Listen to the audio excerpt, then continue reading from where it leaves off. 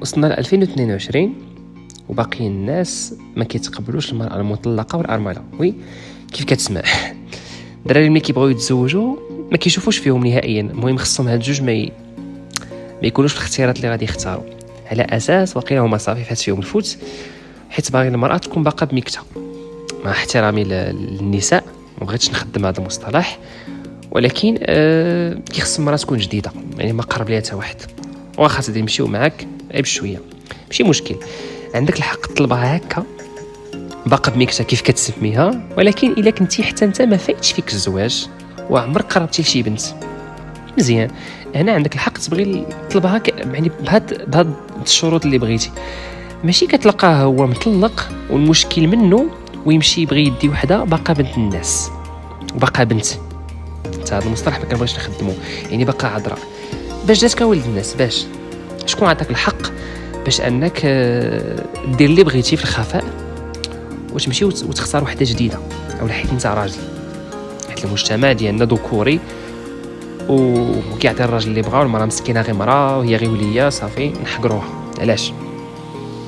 فين كاين فين شفتي هذه؟ فين اودي اش هاد النفاق فاش عايشين؟ علاش ديما المراه فاش كتطلق كيردوا ليها المشكل؟ ديما كيقولوا هي اللي فيها المشكل، واخا تكون مسكينه ما دارت والو. والله ما غاديش نقول ان المراه ما كتغلطش، حتى هي غتكون غلطات، حتى هي ممكن يكون منها المشكل كيف كيكون من الراجل.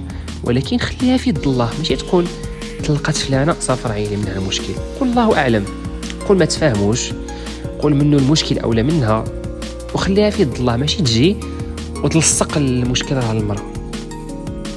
التخلف وقله الوعي والطامه الكبرى. تلقى الام ما كتبغيش لولدها يدي بنت مطلقه، ماشي مشكله خالتي هانيه. وإلا قدر الله وبنتها تزوجات وطلقات عاد كتحس كتقول لا المشكل ماشي بالبنت مسكينه ما دارت والو، المجتمع ما كيرحمش. ورحمي انت بعدا من الناس، عاد فكري في الناس الاخرين. علاش زعما في الاول ولدك هانيه يدي وحده ماشي خصو يدي وحده جديده، ما يديش وحده مطلقه. وبنتك ملي كتطلق عاد كيبان لك بلي المطلقه مسكينه راه مظلومه. وبشي معجزه الا شي راجل تزوج شي وحده مطلقه او ارمله كيبقى دافع عليها كبير، بحال راه نقدها وسترها. كيفاش نقدتيها وسترتيها؟ مناش من المجتمع. ونفترض درتي حسنه، وبصراحه ما بغيتش نقول هذه الكلمه ديال درتي حسنه، قولوا غير تزوجتي. علاش كتبقى تفكرها بها؟ علاش زعما راك طفرتيه؟ ما انت احسن منها؟ عادي، زواج عادي.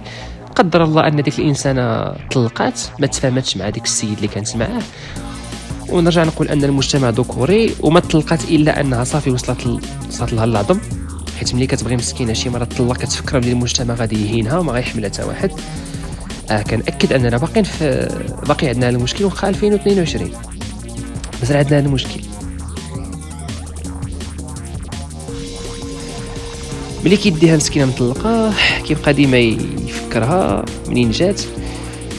ودي الله يغبر لبوه السقف. مال المراه المطلقه مسكينه والارمله واش ناقصهم شي حاجه؟ فين هو المشكل؟ حتى لاش غادي نبقاو عايشين هكذا وديما رادين جميع المشاكل للمراه؟ فوقاش مجتمع ذكوري الله يحضر السلامه، وديما المراه هي اللي كتغلط كأن الراجل ما كيغلطش. راه العكس تماما. المراه كتصبر بزاف حتى كتعيا، والتعامل ديال الحيوانات باش كيتعامل مع هذاك الكلب ديال راجلها اللي كيشوف فيها الخدامه والعائله والديها والضغط والحقره. شنو كدير مسكينه؟ يا اما كتصبر وتعيش معذبه، اولا كتطلق وكتعاني من واحد النظره ديال المجتمع اللي كيوليو يشوفوها ناقصه. مرأة مطلقه اودي يرحموا النساء، راه فيهم امك واختك ومراتك وبنتك اللي جايه ان شاء الله في الطريق وما غتبغي حتى واحد يأذيها. نفكر مزيان في هادشي. وهذيك اللي ناوي تزوجها وتعيشها في المرار وزعما انت الراجل وهي تسمع وتسكت، راه عندها زعما واحد الاب اللي كيبغيها كيخاف عليها وعطاها لك باش ديرها في عينيك، ماشي باش تمرضها وتعذبها. وتفكر انت غتزوج وغتولد، وملي غتكون عندك بنتك واش غتبقى فيك ولا هانيه، ولا عندك كلشي بحال